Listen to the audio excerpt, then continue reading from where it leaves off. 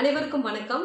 உலகளாவிய அளவில் மலர் மருந்துகளை கொண்டு போய் சேர்ப்போம். வீட்டுக்கு ஒரு மலர் மருத்துவரை உருவாக்குவோம். நான் சிவசங்கரி, மனநல ஆலோசகர், ஸ்பிரிச்சுவல் ஹீலர், பாக் ஃப்ளவர் தெரபிஸ்ட், லைஃப் சென்டர் ராஜபாளையத்திலிருந்து.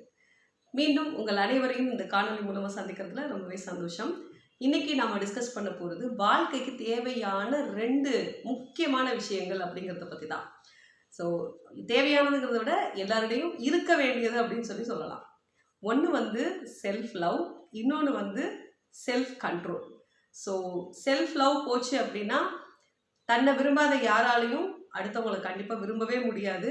இப்போ அடுத்தவங்களுக்கு இருக்கக்கூடிய குறைகளையும் அவங்ககிட்ட இருக்கக்கூடிய கஷ்டங்களையும் அவங்களால ஏற்பட கஷ்டங்களையும் யோசித்து என்னடா வாழ்க்கை இது, நம்ம ஏன்டா பிறந்தோங்கிற புலம்பல் தான் இருக்கும். செல்ஃப் லவ் அங்கே இருக்காது. அப்போது செல்ஃப் லவ் இல்லை அப்படின்னா நம்மளால் நிம்மதியாக ஒரு ஸ்மூத்தாக ஒரு பீஸ்ஃபுல்லான வாழ்க்கை வாழ முடியாது. அதே மாதிரி செல்ஃப் கண்ட்ரோல் இல்லை அப்படின்னா நம்ம அந்த கண்ட்ரோலே இல்லை அப்படின்னாலே தெரிஞ்சிட வேண்டியது. எப்படி கண்ட்ரோல் இல்லாத ஒரு வண்டி கண்டிப்பாக ஆக்சிடெண்ட்டில் தான் முடியுமோ, அதே மாதிரி நம்மளோட செல்ஃப் கண்ட்ரோலை இழந்துட்டோம் அப்படின்னோம்னா தேவையில்லாத மன கஷ்டம், தேவையில்லாத அவப்பெயர்கள், அப்புறம் தேவையில்லாத மனபாரம், குழப்பம், தேவையில்லாத எனிமீஸை சம்பாதிக்கிறது, இது எல்லாமே செல்ஃப் கண்ட்ரோல் அப்படிங்கிற ஒரு விஷயம் இல்லாத போது தான். ஸோ செல்ஃப் கண்ட்ரோல் இல்லை அப்படின்னா தேவையில்லாத நிறைய டிசீஸையும் கூட நம்ம இழுத்து வச்சுக்குவோம். அதே மாதிரி செல்ஃப் லவ் இல்லை அப்படின்னாலும் தேவையில்லாத மன ரீதியான நிறையா பிரச்சனைகளையும் நம்ம சந்திக்க வேண்டியது வரும். அதே உடல் ரீதியாகவும் தேவையில்லாத பிரச்சனைகளையும் நம்ம சந்திக்க வேண்டியது வரும். ஸோ அப்போ அந்த செல்ஃப் லவ் அப்படிங்கிற ஒரு விஷயத்தை நமக்குள்ளே டெவலப் பண்ணுறதுக்கு மலர் மருந்து இருக்கா அப்படின்னு கேட்டால் இருக்குது. அதே மாதிரி இந்த செல்ஃப் கண்ட்ரோல் அப்படிங்கிற ஒரு விஷயத்த நமக்குள்ளே டெவலப் பண்ணுறதுக்கு மலர் மருந்து இருக்கா அப்படின்னு கேட்டால் இருக்குது. இதை நான் ஏன் மருந்து சொல்கிறேன்னா, நிறைய பேருக்கு மலர் தீர்வு அப்படின்னு சொன்னோம் அப்படின்னோம்னா அது புரிய மாட்டேங்குது.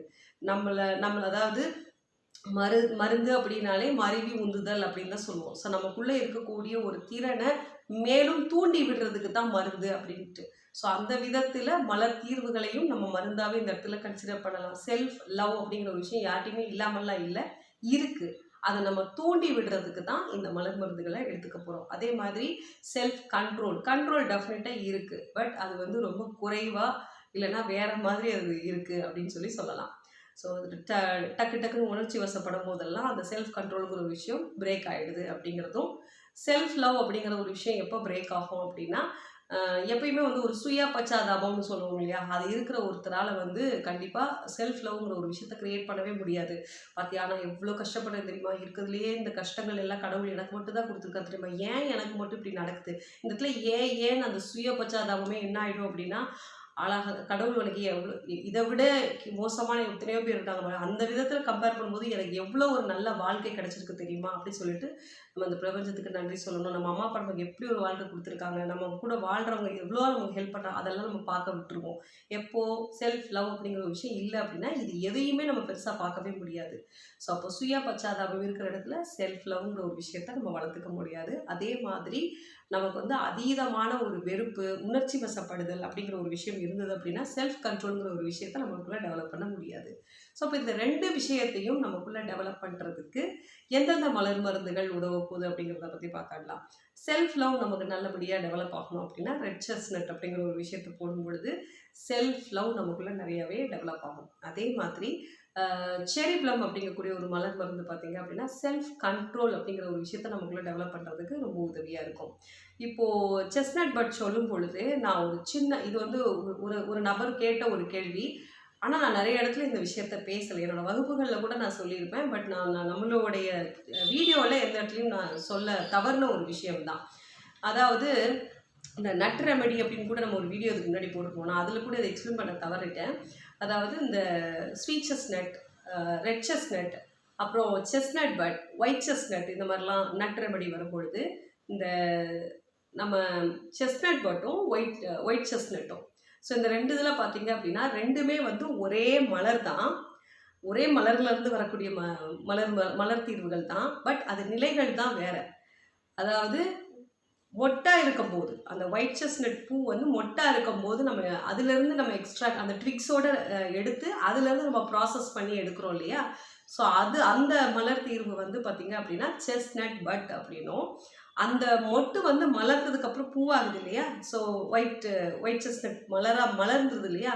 ஸோ அதுலேருந்து எடுக்கிறது தான் நம்ம ஒயிட் செஸ்னட் ரெமெடி அப்படிங்கிறதும். ஸோ 2ம் ஒரே ட்ரீலேருந்து வரக்கூடிய அது வந்து மொட்டுலேருந்து எடுக்கிறோம். இது வந்து மலர்ந்த மலர்லேருந்து எடுக்கிறோம். ஸோ இதுதான் டிஃப்ரென்ஸு.